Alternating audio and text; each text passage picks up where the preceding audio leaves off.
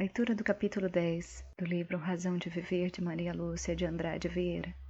A chama violeta. O planeta Terra passa agora por uma fase dolorosa, chamada Kali Yuga, ou ciclo negro.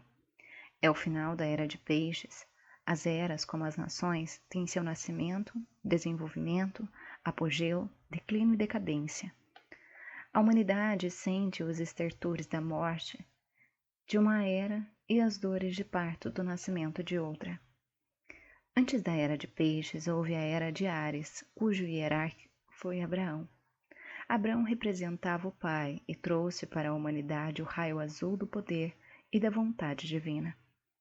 A Era de Peixes teve como hierarca o Mestre Jesus, representando o Filho, e com ele veio a chama dourada da sabedoria. Neste importante momento cósmico, a Terra está sendo purgada e purificada para receber a Era de Aquário. Faz-se necessário consumir o karma negativo restante da Era de Peixes. É como um acerto de contas para o início de outro governo espiritual. É uma grande iniciação planetária. Como irá a humanidade passar esse teste iniciático? Os filhos de Deus devem tomar sua posição e definir-se pela treva ou pela luz. O ciclo é negro e trevoso.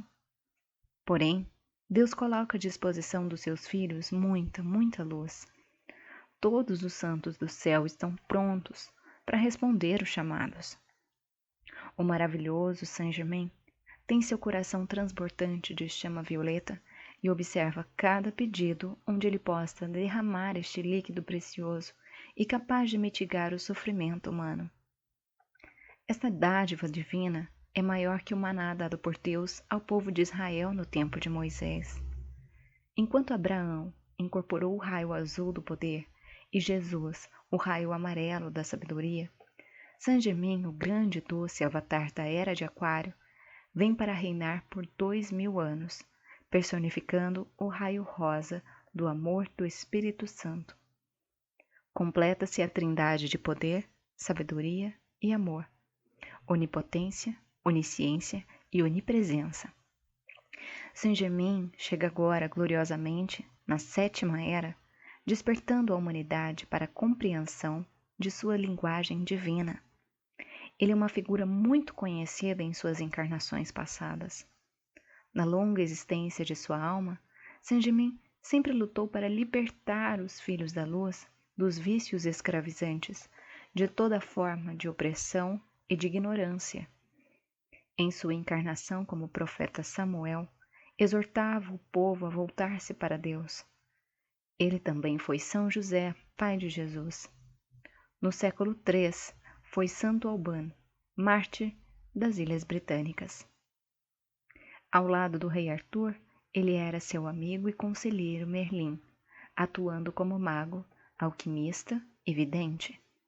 Foi também o pensador Roger Bacon, trazendo um grande impulso de liberdade para a humanidade na área científica.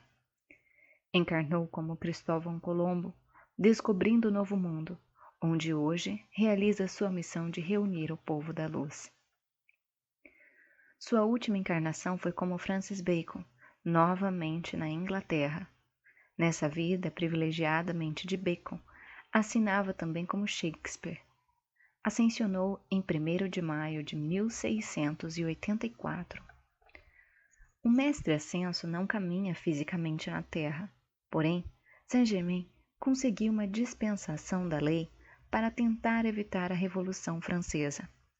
Por longas décadas, ele surgia e desaparecia das cortes europeias, apresentando-se como Conde de Saint-Germain, da casa do príncipe Rákóczi.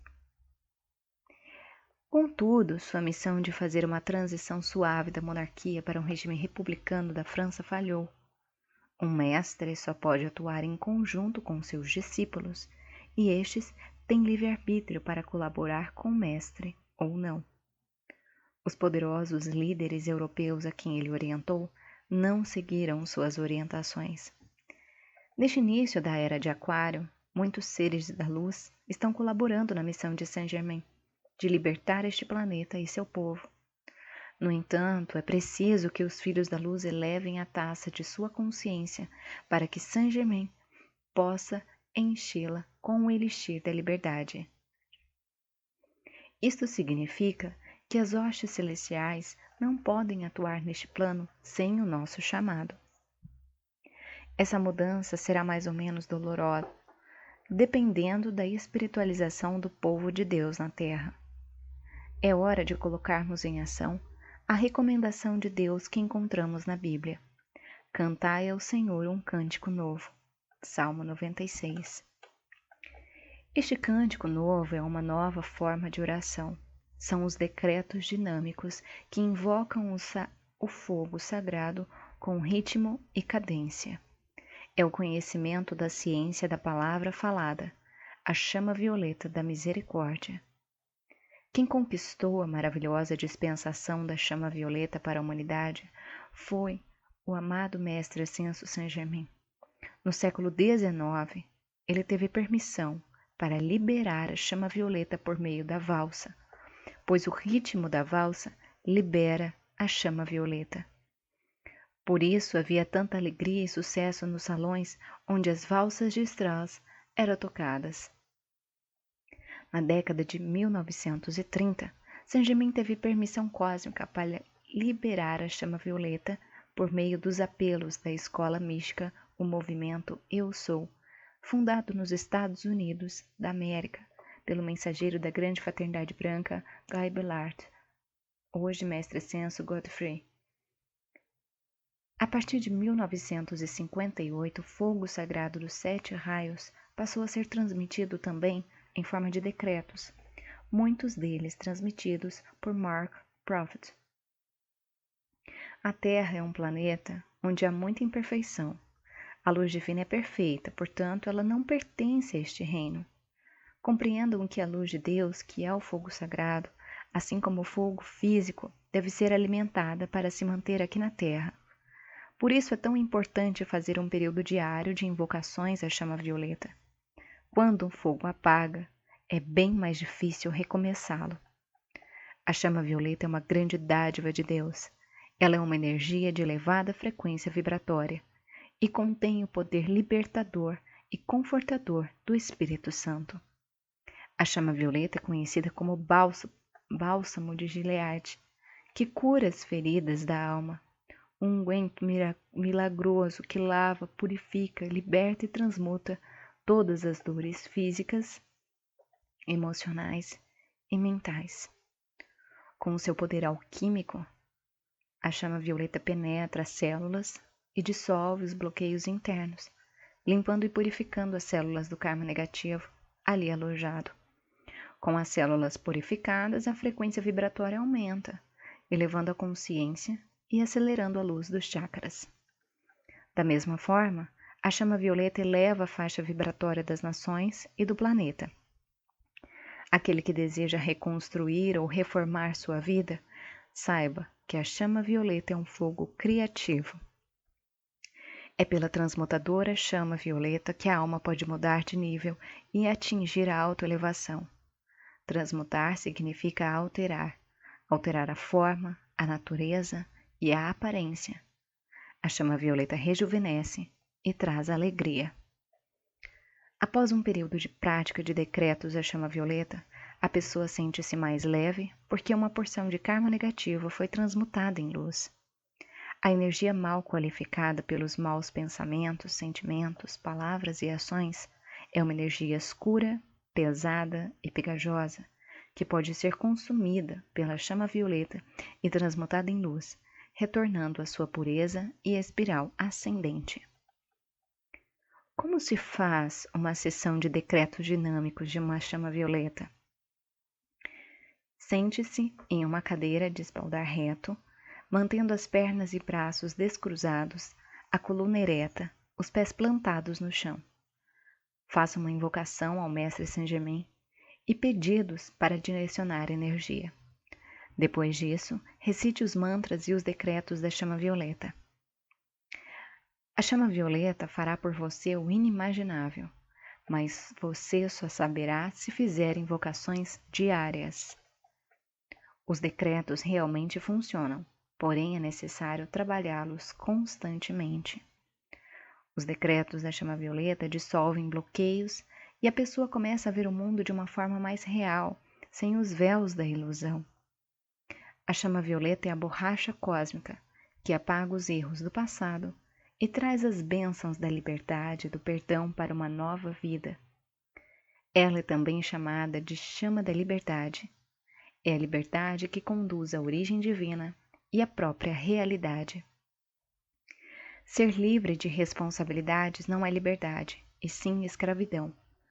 A má utilização dos 5 sentidos é servidão humana. Os sentidos devem ser educados para servir aos propósitos de Deus no homem. Os 4 corpos inferiores são um receptáculo para receber a luz de Deus.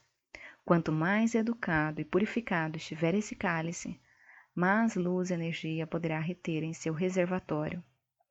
Tudo que a pessoa tem a fazer é comprovar esta lei. Experimentar, tentar, exercitar e observar os resultados. Quem nunca comeu uma fruta jamais conhecerá o seu sabor, por mais que leia sobre isso. Aqueles que fazem sessões diárias de chama violeta devem também trabalhar com o raio azul da proteção, porque a chama violeta transmuta, liberta, perdoa, mas não é proteção. Portanto, estes 2 raios, o primeiro e o sétimo, o princípio e o fim, se complementam, formando a corrente alfa e ômega. O raio azul, principalmente os decretos do Arcanjo Miguel, protege a energia magnetizada para que não seja roubada pela falsa hierarquia. Quando a energia do raio azul é invocada, ela envolve o indivíduo numa camada protetora, formando uma espécie de airbag que o protege de ataques espirituais e físicos. Mesmo se a pessoa passar por um acidente, seus efeitos podem ser minimizados, atingindo apenas os objetos materiais, livrando o corpo físico da pessoa, fato que confirmamos inúmeras vezes com depoimentos recebidos. Procure fazer experiências com a chama violeta e as outras chamas, como a azul, a verde, a rosa. Invoque Saint-Germain e entregue os seus pedidos, decretando diariamente e observando as mudanças que inevitavelmente ocorrerão em sua vida. É permitido testar a lei e eu faço isso. Lembro-me de uma resposta maravilhosa a um chamado que fiz à deusa da liberdade. Ela é uma mestra do 7º raio e seu templo situa-se em Nova York, exatamente acima da famosa Estátua da Liberdade. A deusa da liberdade é conhecida como a mãe dos exilados. Os filhos e filhas de Deus estão exilados, pois não são daqui deste mundo e devem voltar para o seu lugar de origem. Há algum tempo eu estava trabalhando em um caso que parecia não ter solução. Trabalhar a espiritualidade significa dedicar um certo tempo diário para orar e pedir a solução dos problemas. Isso pode ser chamado também de ritual, quando é preparado um altar com estatuetas, imagem dos mestres, uma toalha branca, 2 velas brancas e um cálice de cristal. Quando o problema é muito sério, é bom orar junto com outra pessoa. Onde houver 2 ou mais em meu nome, lá eu estarei, disse Jesus. Era um sábado à tarde e eu estava fazendo uma sessão de chama violeta com uma amiga.